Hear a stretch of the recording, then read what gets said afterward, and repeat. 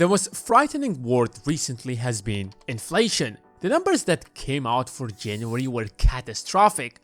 However, the Fed calmed everyone down by saying that they will raise rates in March.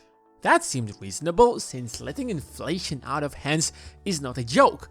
There are countless of examples of countries that played around with inflation but ended up with hyperinflation that destroyed entire economies. The currency is the backbone of any economy. If it's not managed properly, everything is going to collapse. Even simple double-digit inflation is a huge deal since that freaks out investors. Imagine sitting on a pile of wealth of $100 million and you plan to invest it over time. However, inflation is 10%. By the end of the year, the real value of your wealth is going to be $90 million. Losing $10 million to just holding on to your cash for a year is a disaster. That creates real panic in the market. That pushes investors to keep buying assets that are inflation resistant, which spikes prices higher and creates a bubble that further rises inflation. It's a never-ending cycle. If you think about it, January's 7.5% inflation rate is not accurate since housing makes up the biggest chunk of people's income, while it makes a small percentage of the consumer price index, where inflation numbers are driven from. So the real inflation is higher for most people. And now with the invasion of Ukraine, that number is only going to rise. First of all, oil prices are rising since that creates scarcity of oil in the market, which affects the prices of literally everything. It makes it much more difficult to solve the already complicated supply chain problem that has been shattered by the global pandemic. The war in Ukraine wasn't in anyone's plan, but since it happened, the Fed has to consider it. Raising interest rates will just push the country into stagflation. That's when the prices keep rising, but the economy stops growing. So the question is, what should you do to protect your wealth against inflation? What kind of assets should you buy? And how to keep growing your wealth no matter how high inflation is? If you're ready, give this video a thumbs up and subscribe. When I wake up, the first thing that I do is check my phone to find out what's happening in the world. I would spend 10-20 minutes just scrolling through my social media and I wouldn't really get everything I need. It was frustrating until I came across Morning Brew. It's a free daily newsletter that delivers you business, finance, and tech news that you can read in just 5 minutes. Traditional news is dry, dense, and boring, while Morning Brew is witty, relevant, informative. For example, dozens if not hundreds of companies are closing down their stores in Russia because of what's happening in Ukraine, except Burger King, Subway, and a few others. But why? Unlike McDonald's, for example, Burger King only has a 15% stake in joint venture that runs Burger King in Russia, so it's not under their control. How do I know that? Because I'm subscribed to Morning Brew. There is no reason not to subscribe to Morning Brew. Click the link in the description to subscribe to Morning Brew today. It's completely free and it takes less than 15 seconds to subscribe. Number 1. Dividend stocks. What's the ultimate goal of any business? To make money.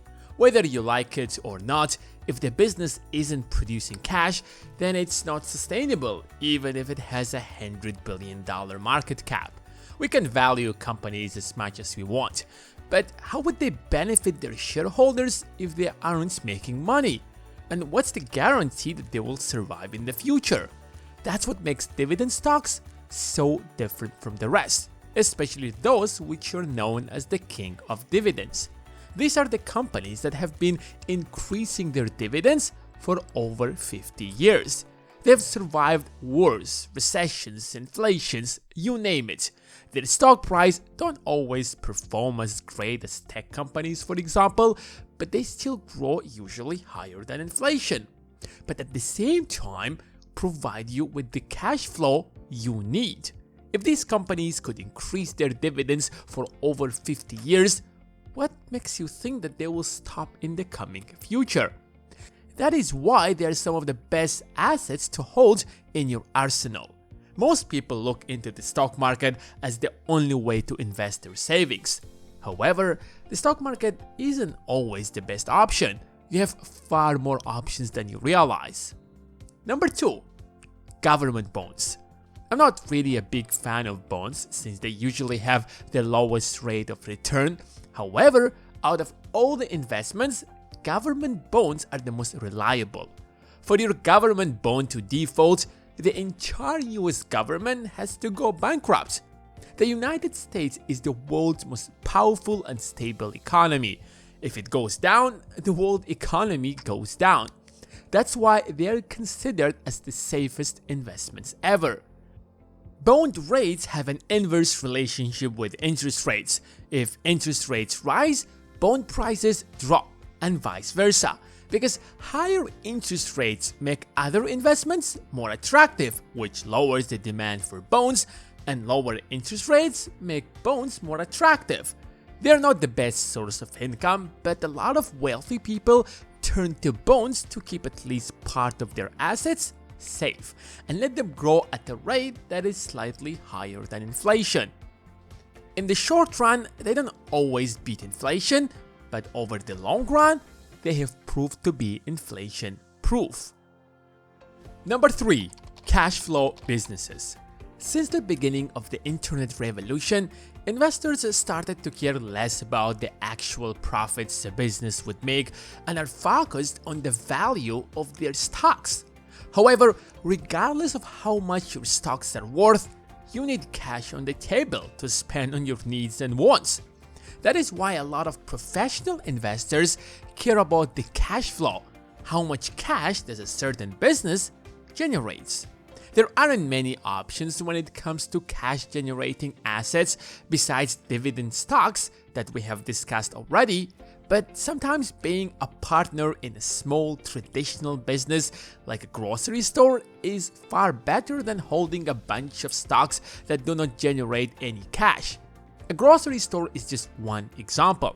Of course, they do require some level of management, but if you have reliable partners, then it should not be a big deal. Number 4. Mutual funds. In September 2021, Facebook's stock price was $378. Facebook was one of the fastest growing stocks since the beginning of the pandemic. But in the last 6 months, the stock fell by 45%. It literally fell to the pre-pandemic level as if it didn't gain anything out of super low rates and aggressive bond purchases by the Fed. That is why mutual funds exist. They take investors' money and invest them in a wide range of securities, from stocks to bonds to real estate. There are a million types of mutual funds, from equity funds to income funds. There are funds that invest in certain sectors, others invest based on the size of the companies, and some invest in everything. My favorite are index funds that have been in the market long enough to have some track record, but it's also important to pay attention to the fees they collect. Hedge funds, for example, have a really high fee, but rarely beat the market. Vanguard S&P 500 index is the best in my opinion. They have the lowest fees ever and have proven to be inflation-proof. They have a track record of over 60 years, where they had returned a historic annualized average return of around 10.5% since its 1957 inception through 2021. I personally keep a big chunk of my investments in the S&P 500 and contribute to it every single month. Number 5. Real estate. I couldn't finish this video without real estate. The real estate market is so old that it's difficult to invent anything new in this market. However, the exact same thing makes it stable. It has always outperformed inflation over the long run. Reliable data on the value of the real estate in the US is relatively murky before the 1920s. According to the Case-Shiller Housing Index, the average annualized rate of return for housing increased 3.7% between 1928 and 2013. The inflation-adjusted appreciation over the same period have been 1.9%.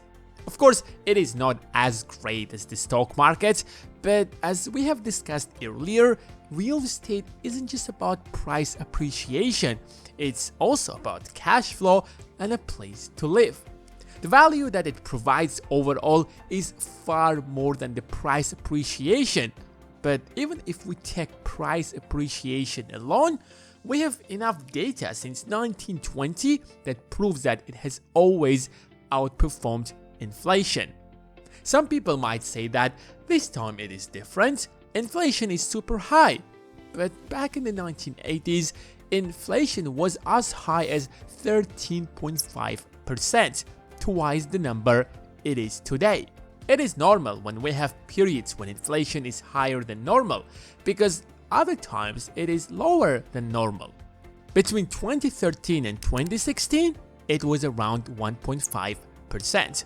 What makes everything even better is if you have a mortgage on your house, especially if you have got a very decent rate, since over time, price appreciation beats inflation. At the same time, the cash flow that it generates will pay off the debt.